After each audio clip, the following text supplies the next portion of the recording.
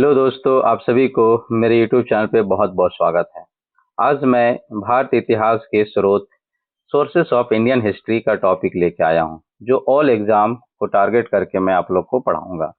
आज का टॉपिक बहुत ही इंटरेस्टिंग होने वाला है, क्योंकि मैं आप लोग का कॉन्सेप्ट जो है वो एआई के माध्यम से मैं बताऊंगा। और केवल मैं सोर्स ही नहीं बताऊंगा, सोर्स के साथ साथ जो है इसकी एज कैसे निकाली जाती है।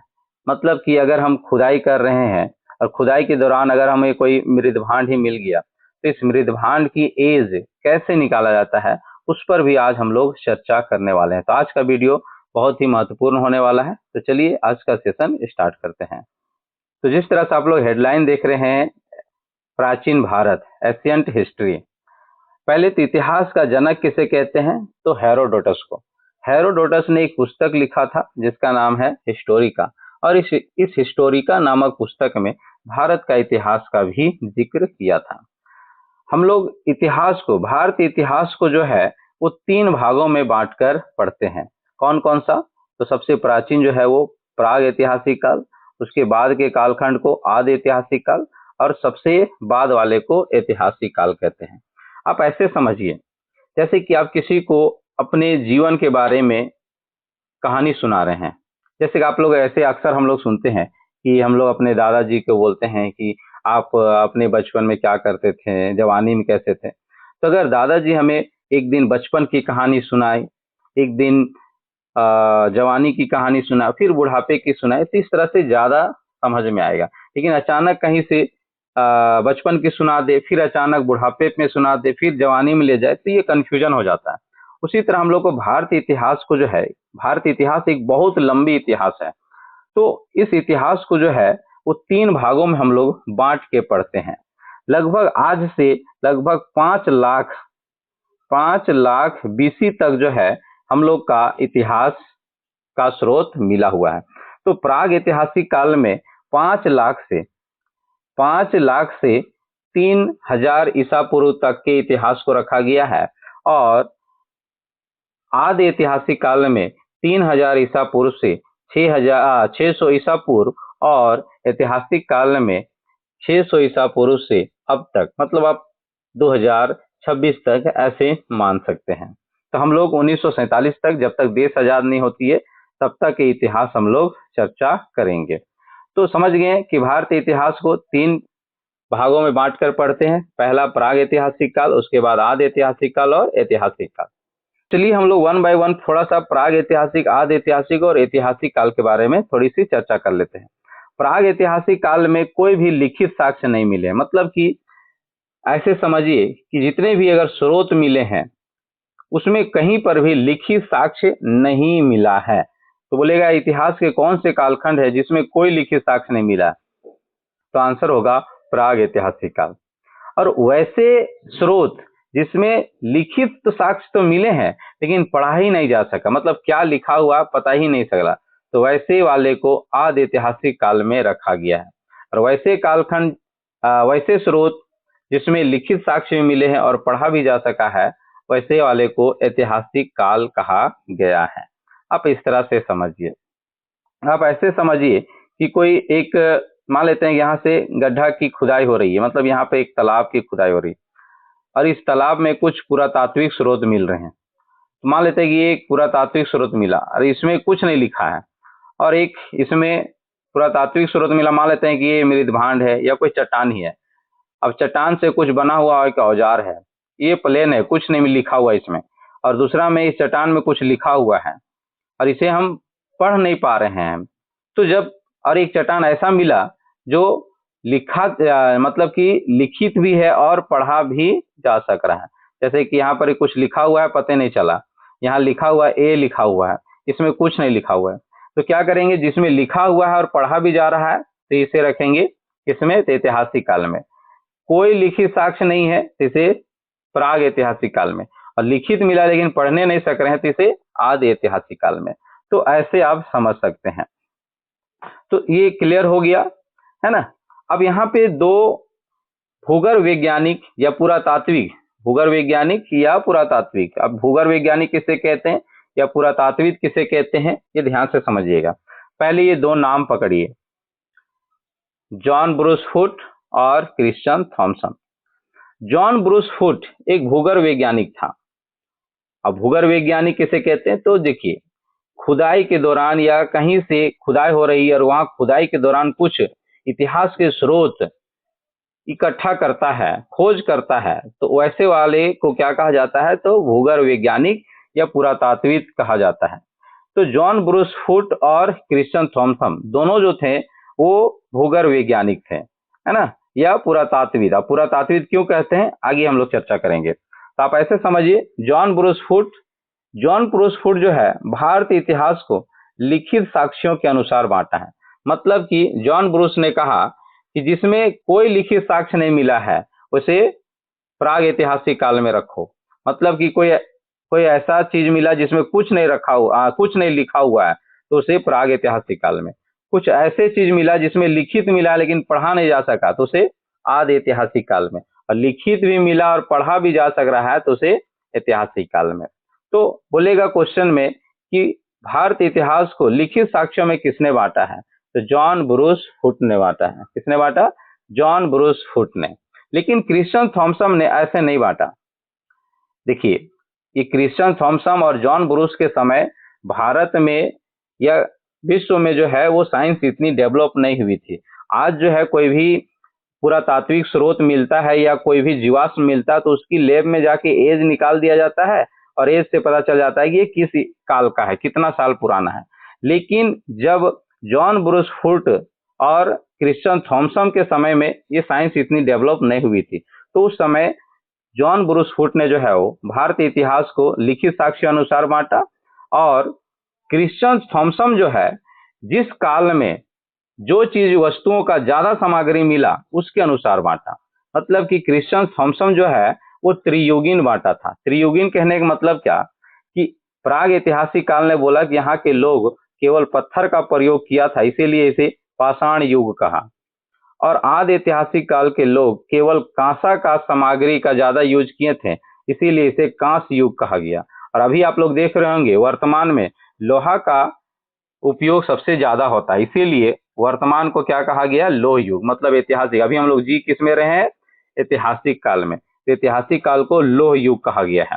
तो ऐसा थोड़ी कि लोह युग कहा गया है तो केवल यहाँ लोहा का प्रयोग हो रहा, नहीं, यहाँ सोना चांदी सभी हो रहा है, लेकिन सबसे ज्यादा मात्रा में क्या उपयोग हो रहा है? लोहा, इसीलिए इसे लोह युग कहा। उसी तरह आदि ऐतिहासिक काल में ऐसा नहीं कि केवल कांसा का प्रयोग हुआ था, यहाँ चांदी सोना ये सबका प्रयोग हो रहा था, लेकिन सबसे ज्यादा कांसा का प्रयोग हो रहा था, इसीलिए इसे कांस युग कहा है। तो आप ये समझिएगा, क्वेश्चन यहाँ यही पूछता है कि किसने भारतीय इतिहास को लिखित साक्ष्य अनुसार बांटा है? तो जॉन ब्रूस फुट ने। और किसने त्रियुगीन बांटा है? तो क्रिश्चियन थॉमसन ने। क्या बोलेगा कि किस इतिहास के किस कालखंड को कांस युग कहा गया है? तो आदि ऐतिहासिक काल का। लोह युग किसे कहा गया है? तो ऐतिहासिक काल को। और पाषाण युग किसे कहा गया है? तो प्राग ऐतिहासिक काल को। सिंपल सा चीजें हैं। अब ध्यान से समझ लिए कि जॉन ब्रूस फुट और क्रिश्चियन थॉमसन क्या थे? तो भूगर्भ वैज्ञानिक। सिंपल सा, वैसे वैज्ञानिक जो जमीन के खुदाई उदाई करके कुछ इतिहास के स्रोत मिलता है, खोज करते हैं, तो वैसे वैज्ञानिक को भूगर्भ वैज्ञानिक या पुरातात्विक कहा जाता है। तो इतिहास के बारे में हम लोग इतिहास के 3 कालखंड इसके बारे में चर्चा किए। अब हम लोग आते हैं मेन टॉपिक में आज का, भारतीय इतिहास के स्रोत, sources of Indian history. Sources of Indian history को जो है हम लोग 2 भाग में बांट के पढ़ते हैं, पुरातात्विक स्रोत और साहित्य स्रोत। अब कंफ्यूजन ये हो रहा है कि साहित्य स्रोत क्या है और पुरातात्विक स्रोत क्या है। देखिए, एक्चुअल में इतिहास की जितने भी चीजें हैं ये हम लोग सब जानते हैं, लेकिन किताबी भाषा में जो लिखा रहता है उससे हम लोग जो है वो वाकिफ नहीं है। पुरातात्विक स्रोत सब कोई जान रहा है, साहित्य स्रोत सब कोई जानेंगे, अभी बताएंगे तो सब बताएंगे। देखिए, वैसे स्रोत जो किताबी भाषा में मिला हुआ, मतलब किताब लिखा हुआ मिला हुआ है, तो उसे साहित्य स्रोत कहते हैं। और वैसे स्रोत जो किताब के रूप में नहीं मिला है, कहीं पर ही, मतलब कि मृदभान, मतलब कि कोई घैला हो गया, चुका हो गया, ये सब में मिला हुआ है। उपकरण मतलब कोई औजार वगैरह, मुद्रा मतलब सिक्का वगैरह, ये सब में चीजें मिला हुआ है, तो उसे पुरातात्विक स्रोत कहते हैं। अब इससे भी नहीं समझ में आया तो आप ऐसे समझिए, मान लेते हैं कि यहाँ पर एक घर है और ये यहाँ पर ही लोग जो है, मतलब एक परिवार था, यहाँ रह रहे हैं। ये परिवार अब नष्ट हो गया, मर गया, खत्म हो गया, और ये परिवार का मरा हुआ लगभग 5000 साल हो गया। तो ये घर क्या हो जाएगा, गिर जाएगा और इसके ऊपर मिट्टी ढक जाएगी। अब बहुत बाद में जब यहाँ पर एक खुदाई होगा तो यहाँ हो सके कि एक बच्चा, मान लेते हैं एम करके एक लड़का है, वो लड़का किताब लिख रहा था, बुक, वो बुक यहाँ पर ही दब के रह गया, और हो सके ऐसा जगह दबा कि वो सड़ा नहीं, तो वो बुक यहाँ पे मिल गया। मान लेते हैं कि यहाँ पर उस समय कोई धातु वगैरह की खोज नहीं हुई थी, तो वो लोग मिट्टी का बर्तन बना के यहाँ पर ही खाना वगैरह बनाते थे, तो मिट्टी का एक बर्तन मिल गया, समझे। तो देखिए जो बर्तन मिला, मिट्टी का जो बर्तन मिला वो कहलाएगा पुरातात्विक स्रोत, ठीक है। और वही ये जो बुक मिला, ये बुक कहलाएगा साहित्य स्रोत। सिंपल सा चीजें है, तो इसमें कोई ताम झाम तो है नहीं। तो साहित्य स्रोत जैसे बोलेंगे तो आपके पास एक इमेज बनना क्या चाहिए, बुक की, किताब में लिखा हुआ है। देखिए यहाँ पे हम किताब का इमेज रख दिए हैं ताकि आपको ज्यादा समझ में आए। और पुरातात्विक बोलेंगे तो आपका माइंड में एक इमेज बनना चाहिए क्या, कि एक तालाब है, तालाब में खुदाई हो रहा है और खुदाई के दौरान जो है कुछ सामग्री मिल रहा है, जैसे कि सिक्का मिल जा रहा है, कोई मिट्टी का बना हुआ बर्तन मिल जा रहा है, तो वो सब सारे क्या है, पुरातात्विक स्रोत में आएंगे, आर्कोलॉजिकल सोर्सेस, है ना। अब साहित्य स्रोत जो है वो दो भाग में हम लोग बांट के पढ़ते हैं, देसी साहित्य स्रोत और विदेशी साहित्य स्रोत। अब ये देसी और देसी और विदेशी क्या है, तो सिंपल सा ऐसे समझिए कि भारत के कोई इतिहासकार कोई बुक लिख दिया, है ना, और उससे हमें इतिहास के बारे में कोई जानकारी मिलता है, तो उसे देसी साहित्य स्रोत कहा गया।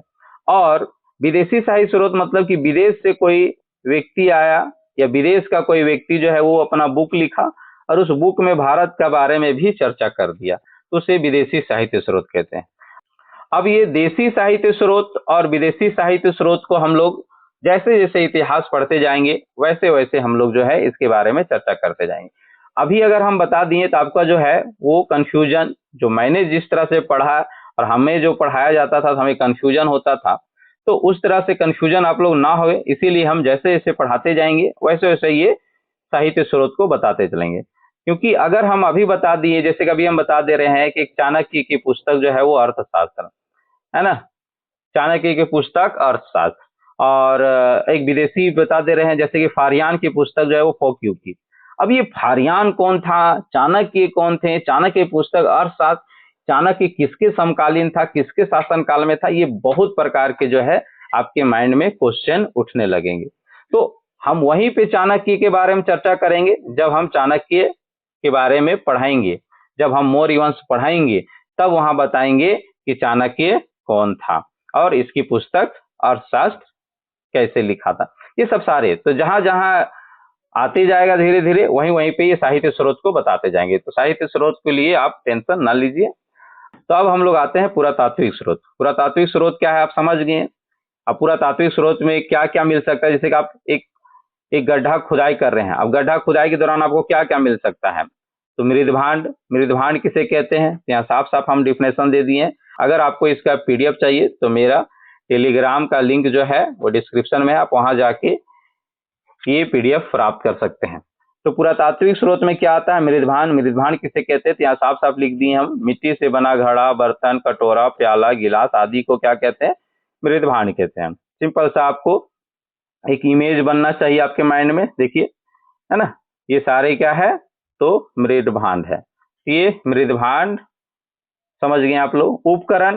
उपकरण मतलब जैसे उपकरण बोलेंगे तो आपके माइंड में जो है कुल्हाड़ी हो गया, चाकू हो गया, ये अभी का वर्तमान का औजार उपकरण है, लेकिन उस समय का उपकरण का भी इमेज आपके माइंड में बनना चाहिए। उस समय के उपकरण में इस तरह से पत्थर वगैरह का प्रयोग करके जो है इन लोग शिकार वगैरह करते थे, तो ये उपकरण हो गया और ये बहुत ही महत्वपूर्ण है उपकरण। तो उपकरण ध्यान से देखिए, डिफिनेशन भी लिख दिए हैं, उपकरण के आधार पर ही हम पूरा पाषाण काल से नव पाषाण काल तक का अध्ययन करते हैं। आगे चल के हम लोग जो है वो पूरा पाषाण और नव पाषाण ये सब सारे पढ़ेंगे, तो उपकरण के आधार पर पढ़ेंगे, क्योंकि इस काल में कोई भी लिखित साक्ष्य मिला नहीं है, तो हम लोग केवल अंदाजा लगाएंगे। ठीक है, जैसे मान लेते कहीं पे कोई किसी का मर्डर ही हो गया, अब वहां कुछ लिखा नहीं मिला, तो हथियार वगैरह से हम लोग क्या करेंगे, अंदाजा लगाएंगे कि इससे मार के मराया होगा, इससे मार के मराया होगा। तो चलिए अगला पुरातात्विक स्रोत हम लोग देखते हैं, मुद्रा, सिक्का। तो सिक्का का अध्ययन, कई बार ये क्वेश्चन पूछ चुका है कि सिक्का का अध्ययन क्या कहलाता है। तो सिक्का का अध्ययन जो है वो मुद्रा शास्त्र हिंदी में, और इंग्लिश की बात करें तो इंग्लिश में जो है न्यूमिस्मेटिक्स कहा जाता है, न्यूमिस्मेटिक्स कहा जाता है। तो ये सिंपल सा याद रखेंगे।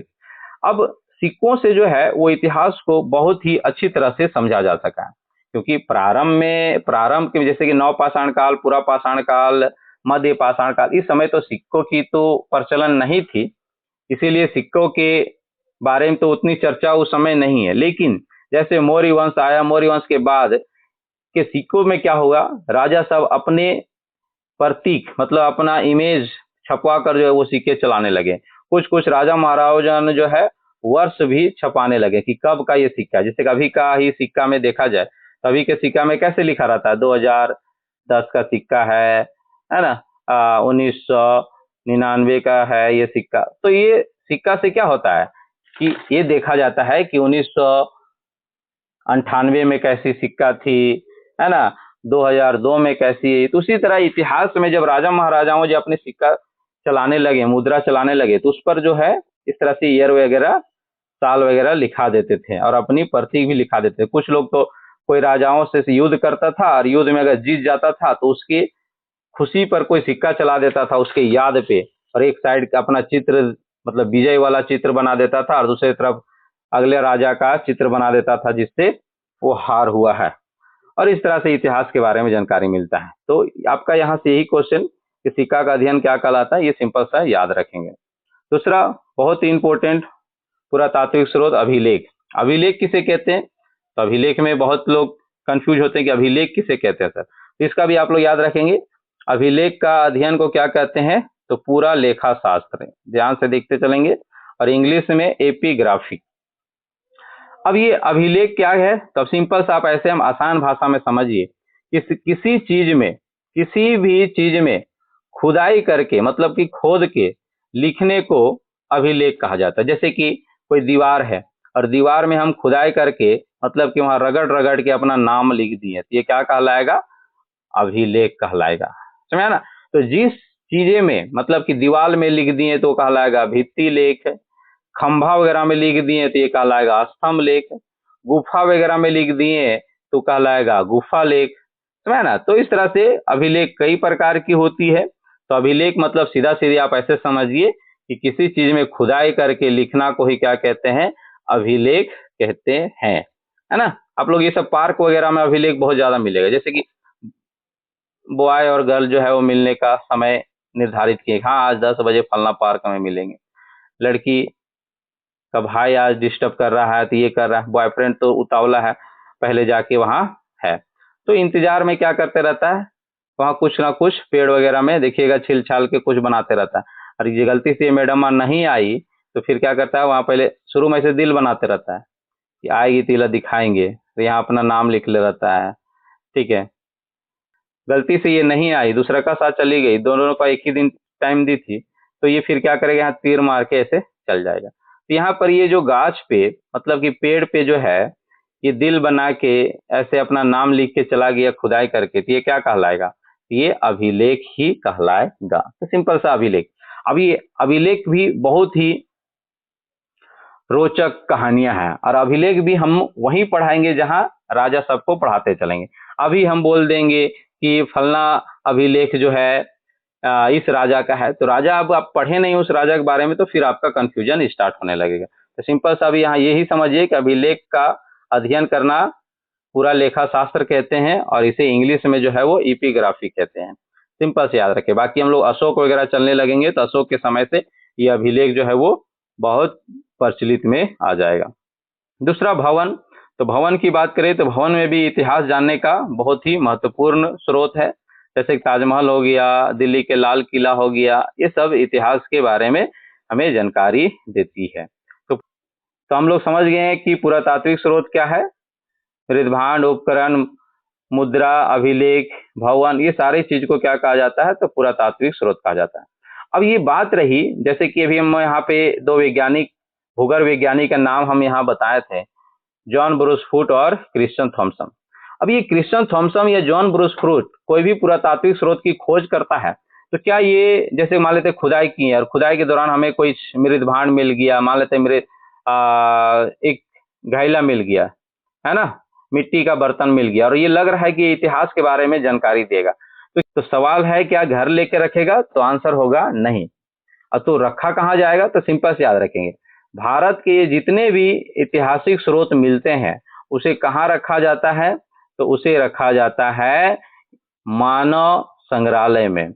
मानव संग्रहालय मतलब कि एक बहुत बड़ा जो है वो घर बनाया हुआ है ना, जिसे संग्रहालय कहा जाता है। इसका नाम ही पड़ा हुआ है मानव संग्रहालय। ये कहाँ पर ही है? तो मध्य प्रदेश के भोपाल में है। तो सिंपल से याद रखेंगे, क्वेश्चन ये कहेगा कि भारत के पुरातात्विक स्रोत को कहाँ रखा जाता है? तो मानव संग्रहालय में। ये कहाँ है? तो भोपाल में। वही अगर बात करें विश्व का, जैसे कि अभी भारत में कुछ ऐसे इतिहास मिला जो लगता है कि पूरा विश्व को जानना चाहिए, जैसे सिंधु सभ्यता। अब सिंधु सभ्यता के बारे में पूरे विश्व को जानना चाहिए, क्योंकि ये सिंधु सभ्यता जो है वो पूरे विश्व का शहरी सभ्यता, सबसे प्राचीन शहरी सभ्यता है। ये तो पूरा विश्व को जानना चाहिए। तो पूरा विश्व को जानने के लिए कोई व्यक्ति हम लोग को मानव संग्रहालय तो नहीं आएगा। तो वैसे चीज जो पूरे विश्व के कुछ इतिहास के बारे में जानना है, मतलब कुछ इतिहास के स्रोत मिले हैं जो लगता है कि ये पूरे विश्व को जानना चाहिए, तो एक जगह रख दिया गया है। वो कहाँ रखा गया है? तो कोपेनहेगन में, है ना, कोपेनहेगन। अब ये कोपेनहेगन कहाँ है भैया? तो डेनमार्क में। डेनमार्क, डेनमार्क कहाँ है? तो यूरोप में। तो डेनमार्क की राजधानी है कोपेनहेगन। तो ये याद रखेंगे कि कोपेनहेगन संग्रहालय कहाँ है? तो डेनमार्क में। और मानव संग्रहालय कहाँ है? तो भोपाल में। तो समझ में आ गया कि पुरातात्विक स्रोतों को कहाँ रखा जाता है। तो भारत की बात करें तो मानव संग्रहालय में, और विश्व लेवल में बात करें तो कोपेनहेगन में, है ना। अब हम लोग देखते हैं कि कोई भी पुरातात्विक स्रोत हमें मिलता है तो उसकी एज कैसे नापा जाता है, कैसे हम निर्धारित करेंगे कि इसे कहाँ रखा जाए, प्राग ऐतिहासिक काल में रखा जाए कि आदि ऐतिहासिक काल में रखा जाए कि ऐतिहासिक काल में, कैसे डिसाइड करते हैं? तो अब इसलिए एज निकाल के डिसाइड करते हैं। तो एज निकालने की क्या नियम है, किससे हम लोग एज निकालते हैं? जैसे मान लेते हैं कि खुदाई के दौरान कहीं पर खुदाई कर रहे हैं, खुदाई के दौरान हमें कोई कंकाल ही मिल गया, तो ये कंकाल की एज कैसे नापें, कैसे निकालेंगे एज कि ये कितनी पुरानी कंकाल है? तो इस पर आज हम लोग चर्चा करने वाले हैं। तो बहुत ही महत्वपूर्ण है। तो सिंपल से याद रखेंगे, यहाँ पर ही कार्बन डेटिंग, जिसे कार्बन 14 के नाम से भी जाना जाता है। तो कार्बन 14 से किसी जीवाश्म की एज निकाला जाता है ना। जीवाश्म आप लोगों को मालूम होना चाहिए, पृथ्वी में जितने भी जीव जंतु है उसमें कार्बन पाई जाती है ना। तो कार्बन पाई जाती है, तो ये कार्बन के काउंटिंग करके जो है वो एज निकाला जाता है। जैसे सिंपल से याद रखेंगे कि लगभग 5800 साल में किसी भी जीवाश्म की कार्बन की संख्या जो है वो आधी हो जाती है, मतलब 1/2 हो जाती है। सिंपल सा याद रखें, जैसे कि किसी जीव की कार्बन की संख्या 100 है तो 5800 साल में इसकी कार्बन की संख्या 50 हो जाएगी। अब बात ये रही कि 5800 साल में जब आधी हो गई तो अगला 58 साल में क्या हो जाएगा? तो पूरा समाप्त हो जाना चाहिए। तो ऐसा नहीं है, कार्बन की संख्या कभी भी समाप्त नहीं होती है। तो आप इसको समझिए। तो अगला 5730 वर्ष में जो है, मतलब कि अगर दोनों जोड़ देंगे तो ये क्या हो जाएगा? 1/4 हो जाएगा। फिर उसमें 3 गुना कर देंगे तो 1/8 हो जाएगा। फिर 4 गुना कर देंगे तो 1/4 16 हो जाएगा। इस तरह से बढ़ते चला जाएगा। मतलब कि जैसे कि 1 साल से हम लोग राउंड फिगर मानते हैं 6000 तक, इसमें कार्बन की संख्या क्या हो गई? आधी हो गई, 1/2 हो गया। मतलब कि अगर 100 था तो ये 50 हो गया, ठीक है। फिर अगला 6000, मतलब कि अगर यहाँ से देखा जाए, यहाँ से 1 से यहाँ 12000 राउंड फिगर मानते हैं तो 12000, ये कार्बन की संख्या कितनी हो गई? 1/4। मतलब कि 100 था तो 100 का 1/4 मतलब अब 25 हो जाएगी, है ना। उसके अगला 6000 साल बाद, मतलब कि फिर 1 से लेके 18 राउंड फिगर मानते हैं 18000, तो अब कार्बन की संख्या कितनी होगी? तो 1/8 हो जाएगी। मतलब अगर कार्बन की संख्या 100 है तो इसका 1/8 करना पड़ेगा। तो इस तरह से कभी खत्म ही नहीं होती है कार्बन की संख्या, और इस तरह से कितनी भी पुरानी जीवाश्म मिले तो उसकी एज जो है वो आसानी से निकाला जा सकता है। यहाँ क्वेश्चन यही पूछता है कि किसी भी जीवाश्म की आयु निकालने की विधि को क्या कहते हैं, या किससे निकाली जाती है? तो कार्बन डेटिंग, जिसे कार्बन 14 नाम से जाना जाता है। दूसरा आपको याद रखना है, जैसे कि मान लेते खुदाई के दौरान हमें कोई ईंट मिल गया, ईंट, और ये ईंट ऐसा ईंट है जो इसे पकाया गया है, आग में पकाया गया है, तो वैसे का एज कैसे निकाला जाता है? तो सिंपल से याद रखना, थर्मोलुमिसेंस। थर्मोलुमिसेंस से वैसे वस्तुओं का एज निकाला जाता है जिस वस्तु को कभी आग में पकाया गया हो, मतलब आग के संपर्क में लाया गया हो, वैसे वस्तुओं को जो है वो एज थर्मोलुमिसेंस से निकाला जाता है।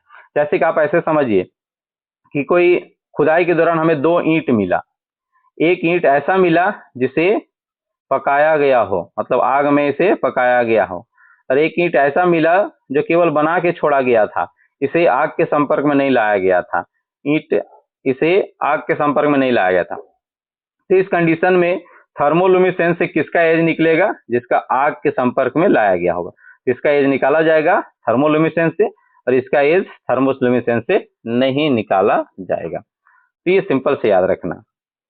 अगला एज निकालने की विधि क्या है? तो यूरेनियम डेटिंग, है ना, यूरेनियम डेटिंग। अब यूरेनियम डेटिंग में क्या एज निकालना जाता है, किसकी एज निकाला जाता है? तो सिंपल से याद रखना, मुख्य रूप से इसे प्राचीन चट्टान, मतलब कि पुरानी चट्टानी हो गई, गुफाओं के पत्थरे हो गए, है ना, इसकी एज निकाली जाती है। कोई मिट्टी हो गई, तो ये यूरेनियम विधि से चट्टाने, गुफाएं के पत्थर, मिट्टी, ये सब का एज निकाली जाती है। चलिए हम लोग ब्रीच का भी एज निकालने की तरीका सीख लेते हैं कि ब्रीच का एज कैसे निकाला जाता है, किसी भी पेड़ पौधे का एज कैसे निकाला जाता है। आप लोग देखे होंगे कभी अपने बचपन में, जो एक पेड़ है, जैसे खास करके बरगद वगैरह का जो पेड़ है, अपने पिताजी को पूछिएगा, बोलेगा मैं, हम भी छोटा थे उस समय ही भी ये तो ऐसा ही था, और अभी भी ऐसा ही है। तो पेड़ पौधे भी बहुत पुरानी होती है, बहुत उसकी भी एज होती है।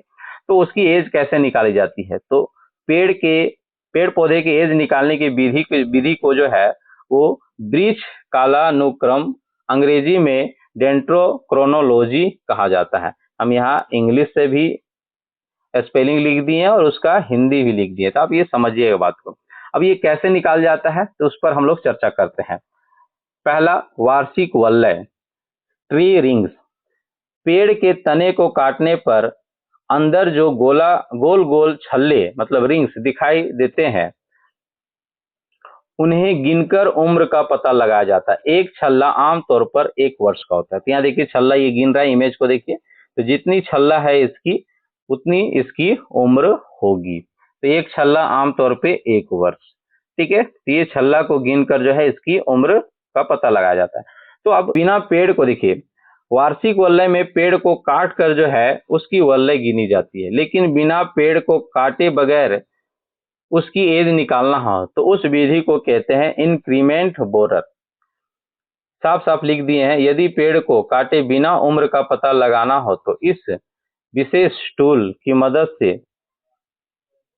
तने के अंदर से एक छोटा सा बेलनाकार हिस्सा निकालकर छल्ले को गिनना जाता है। तो सिंपल सा याद रखना कि पेड़ पौधे की एज को कैसे निकाला जाता है। तो आज हम लोग सारे देख लिए, पुरातात्विक स्रोत देख लिए, साहित्य स्रोत का तो एज भैया वहीं लिखा रहता है उसका डेट के साथ। जैसे अगर हम कोई डायरी लिख रहे हैं या कोई किताब ही लिख रहे हैं तो देखते हैं ना, कोई किताब का पब्लिकेशन कब हुआ है, तो वो सारा कुछ डिटेल रहता है। तो उसी तरह किताब में साहित्य स्रोत का तो एज निकालने की जरूरत नहीं है, वो किताब में ही लिखित कहीं ना कहीं मिल जाता है। लेकिन पुरातात्विक स्रोतों को जो है वो एज निकाला जाता है, और एज निकालने की विधि हम लोग देख लिए। तो ये वीडियो कैसी लगी कमेंट कीजिए, बाकी हम लोग मिलते हैं नेक्स्ट वीडियो में, तब तक के लिए गुड बाय।